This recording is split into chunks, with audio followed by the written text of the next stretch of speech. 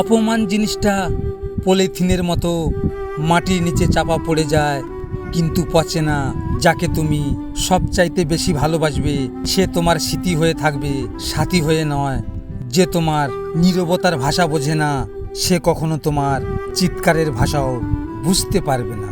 মানুষ এখন মিথ্যাকেই বিশ্বাস করে, কারণ সত্যিটা এখন প্রমাণ করতে হয়।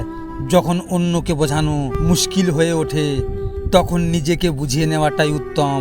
তুমি ততটাই ফিরে পাবে যতটা তুমি কাউকে দেবে, সেটা ভালোবাসা হোক কিংবা কষ্ট। চুপচাপ থাকা মানে এটা নয় যে আপনি কিছুই জানেন না।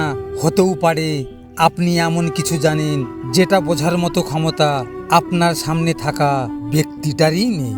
মানুষ প্রশংসা করে লোভে, সমালোচনা করে হিংসায়, আর সম্পর্ক তৈরি করে স্বার্থে।